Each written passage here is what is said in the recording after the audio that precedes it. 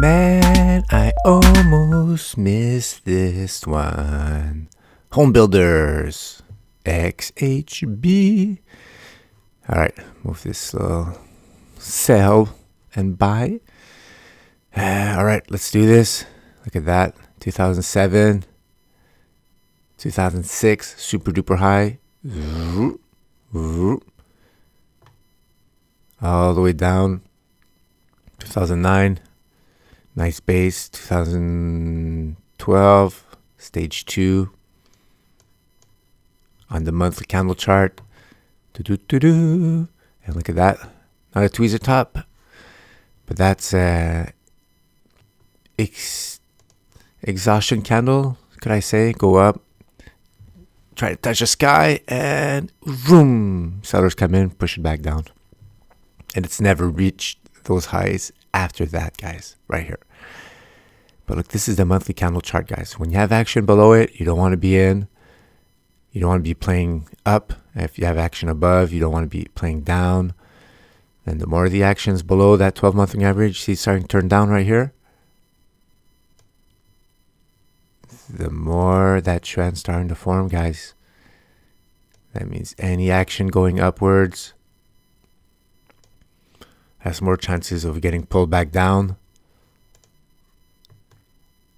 And this is a breakdown right now. What do I see on the monthly? Like patterns within patterns. This is a small launching pattern, right? Right. Oh, whoa. Yeah, that's new. Here you go. Right here. Tight for 1, 2, 3, 4, 5 months consolidation, maybe 6, breaking down. Here's the next resistance right here. Previous next support, previous resistance turn support. Always look for those previous breakouts, guys.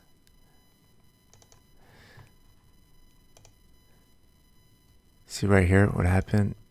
Oh. All right, like that. We had a breakout here, that implied measured move. I had to breakout line, reaching that target. You had even a greedier. Oh man. You had a bigger target right here. I had to breakout line. Even reach that target here. The closer the pattern to the breakout line, the more chances, more probabilities of reaching it. The further away from the breakout line, the bigger the target, the less chances you have of reaching it. But for both of these cases, they both got reached. And right now, same thing here. Breakdown pattern, probably going to reach. Target's going to be 36. And after that, we're going to have big pattern going down. And sometimes when it makes me run through important support, I kind of revise my what I call my target profit considerations. And it's either maybe I misread the chart, maybe there was some exaggeration in the movement, I misidentified the actual support boundaries, and I just cheat in my favor, reducing that target. Just to make sure I get to exit before I run through important previous support, guys. Could be this one here and even here. But sometimes you'll just figure it out by just the price action. So the price action starts going down. You'll get some consolidation, sideways move. And you'll say, why is it sideways moving here? Why is it consolidating here? And you'll probably see that, look. Previous, then you'll just draw a line. You'll say, oh, look, those previous support here. I guess it's still meaningful. People want to buy those levels, and then after that, you get a bigger picture, and then you say, okay, this is where I'm going to draw my line. My next target, if it breaks from this level, is going to be here. So you always adapt. Always let the chart, the markets, the real verdict. The charts, the real verdict. All my theories, all my thesis, whatever, out the window. When the chart tells you something else, it morphs. Candles are added. Just listen to the chart, guys. It's all based off the chart, price action, actual people's theories, actual people's analysis, actual people's actions. And that's what you make money off. The change in the actions of people, not the change in opinions. But definitely stage 4 could be big top right here. Definitely stage 4 here for the home builders. All right, let's zoom in weekly. Stan Weinstein, and look at all those drawings. Remove all drawings.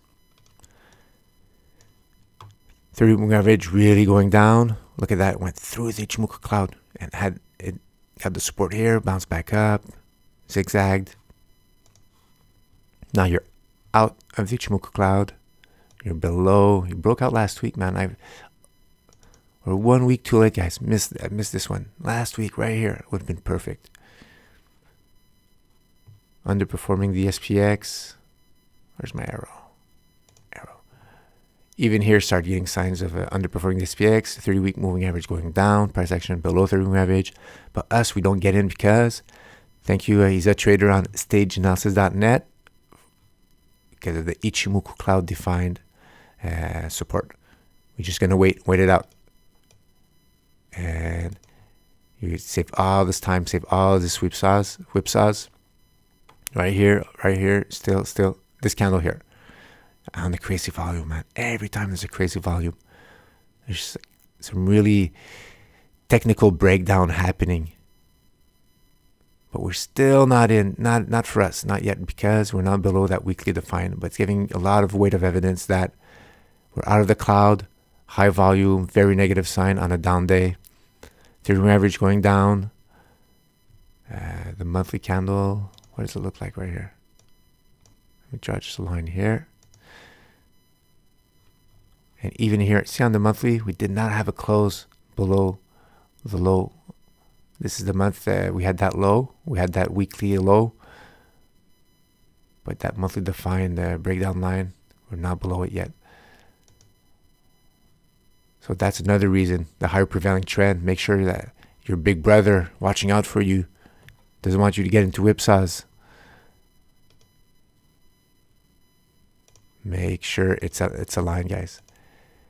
Look, it looks like a lot of checks, but after you do that, chart after chart after chart, it gets a lot easier. Yeah, like driving a car at the beginning was overwhelming. Look at your angles, look at everything.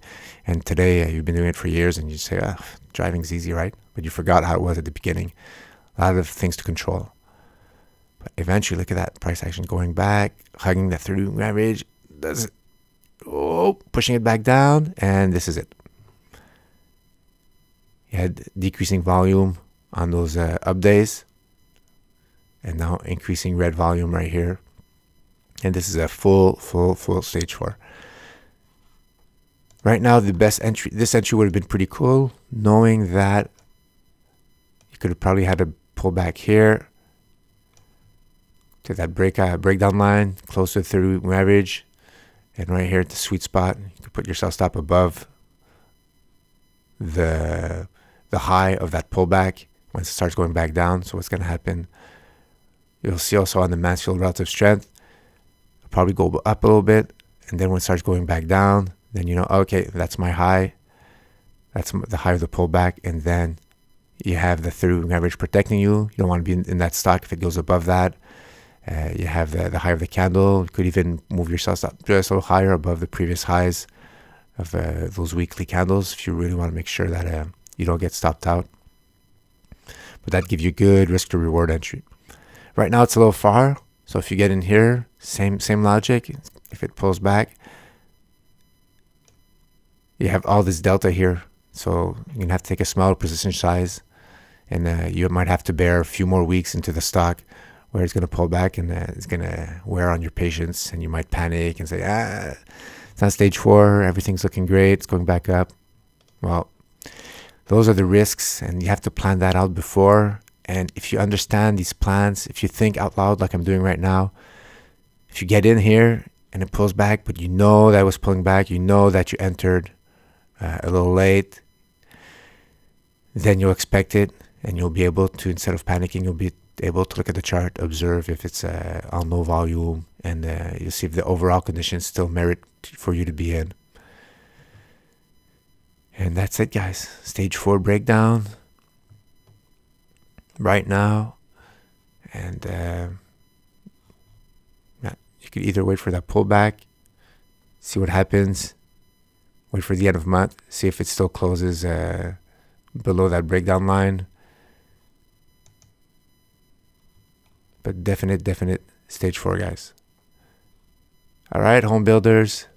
See ya soon. Ciao, guys. Do,